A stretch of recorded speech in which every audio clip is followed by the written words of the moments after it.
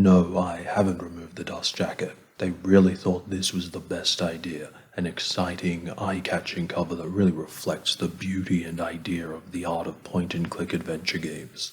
Seriously, when you're in the hands of someone who thinks that this is a good cover for their art book, how good do you think the book's gonna be? Sadly, this isn't me setting up a don't judge a book by its cover twist, because this is just straight up proof that you can, as it is representative of the complete absence of good judgment and consummate bookmaking you can expect. Not just from this book, but pretty much in everything produced by Bitmap books. And this from a publisher who on the copyright page of all their books claims to be number one swindlers perhaps.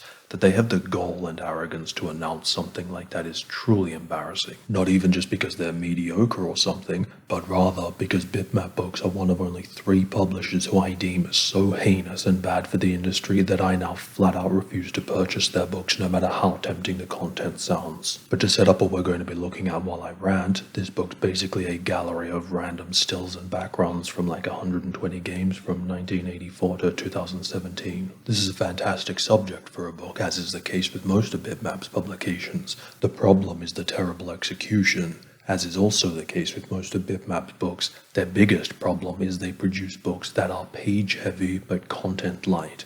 Their book design and how it relates to content are atrocious.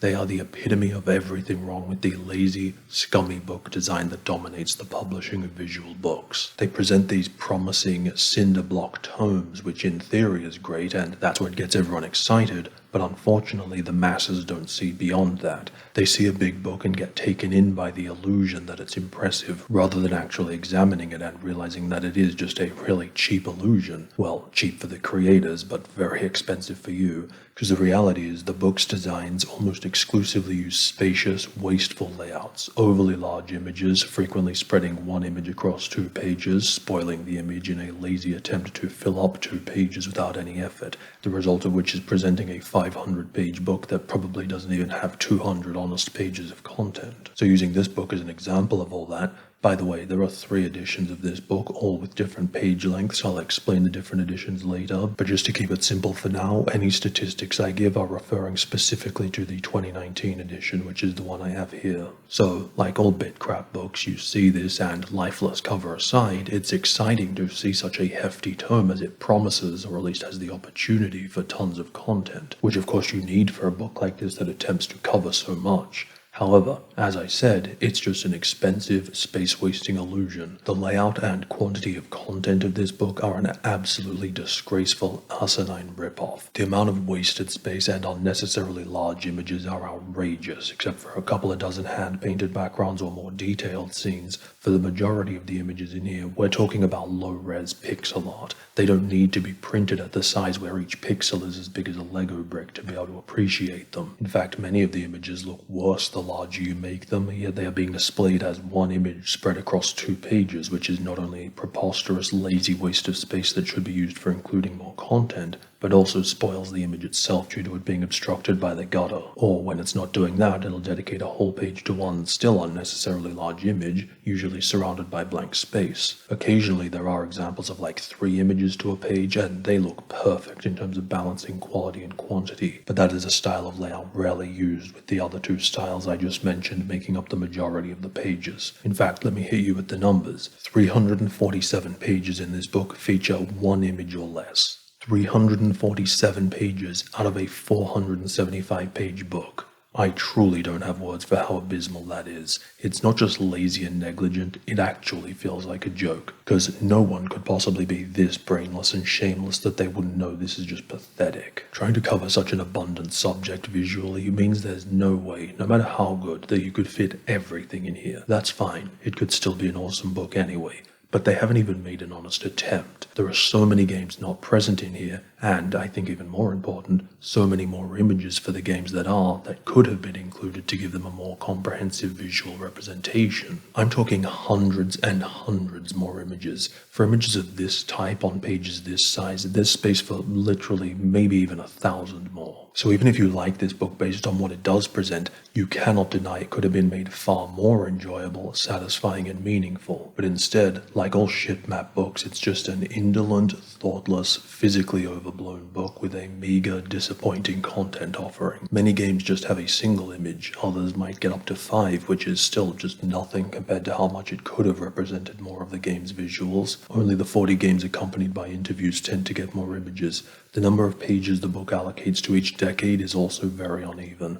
The first 100 pages are on games from the 80s, the 90s get about 300 pages, meaning the shortest section, the remaining less than 100 pages, is used to cover the longest period, 2000 to 2017. So personal opinions and interests will determine how you feel about the allocation. Also, one other very important thing to point out in terms of establishing your expectations, and you've hopefully noticed from the flip through, based on the title, some people might be expecting more of a focus on the sort of artworks you usually see in video game art books, so like concept art and development stuff or the original painted and drawn backgrounds. That stuff only crops up occasionally, with the majority of the images being screenshots from the games. So again, that's something else to keep in mind that you'll find more or less appealing based on what your interests are and what you want. But honestly, none of this matters anyway, since whatever your interest may be, this book won't satisfy it. You'll have noticed a bit of text throughout. There's some introductory history at the start and a little description and fact for each game, as well as 42 interviews throughout with people who worked on them, and it's actually very good.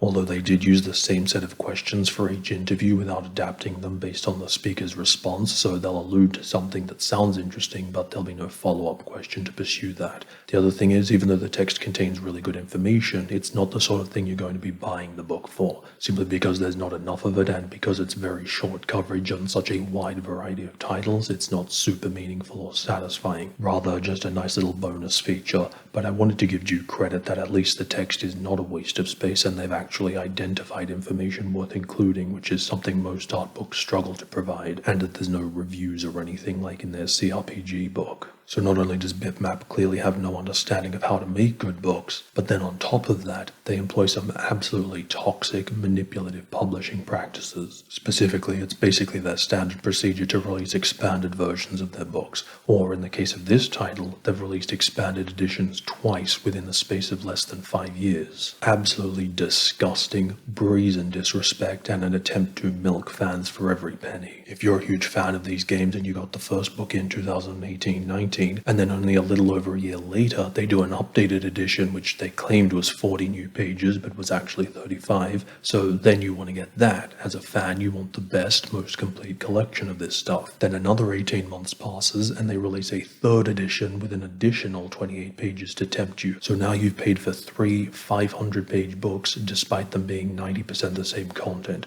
Or you don't buy the updated editions because you can't justify the cost for so little new content, but still feel resentment that you're missing out on stuff that you would like. And either way, that's your reward for being an initial supporter of their work. And they run this despicable grift for most of their books, which is why I don't buy into that bullshit anymore. And you might think, hey, maybe they use these updates to improve the issues of the first edition. Maybe they're cleaning it up and better using all that wasted space to include new and more stuff. But no, they double down on their garbage and just lazily add increasing bulk that displays the same terrible image layout and quantity. There's an honest time and way to do updated versions of books, but twice in 5 years without fixing any of the problems and have this be part of your company's MO is not it. And the other reason they do this isn't just so they can exploit consumers directly, but also as a desperate attempt to exploit sales and marketing systems, because an updated edition allows you to resurrect awareness of a title once initial sales have slowed down and give it a second round of launch benefits. You know, stores promote it and list it as a new release, it makes another round on social media,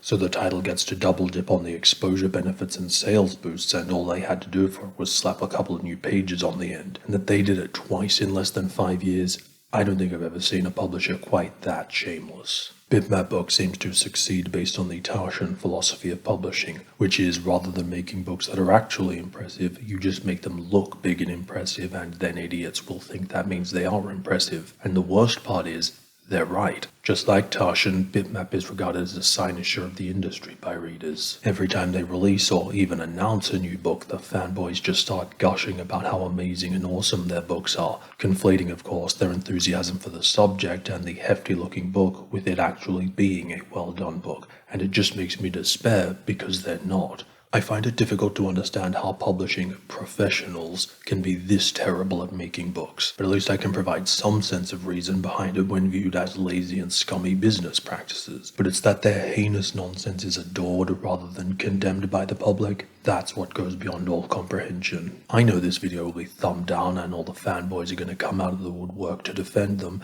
And listen, I'm not saying you can't enjoy their books. That's a subjective experience, and if despite at least acknowledging the points I've raised, you still find enough joy in the images that are here for the money and expectations you've invested, then that's fine. What I'm saying is you cannot dispute the points I've raised. You cannot deny that these are objectively poorly handled books, or at the very least extremely suboptimal. But by all means, disagree anyway, bury your head in the sand, waste your money, and worst of all, never be able to expect anything better, to expect works of true excellence if you allow yourself to be made a fool of by paying for and lauding a bunch of utterly inept jokers. And it sets a disgraceful standard for other publishers to follow. Derelict books are the result of derelict creators, who are the result of derelict consumers, who are therefore ultimately responsible. So I for one will never be buying from Bitmap books ever again.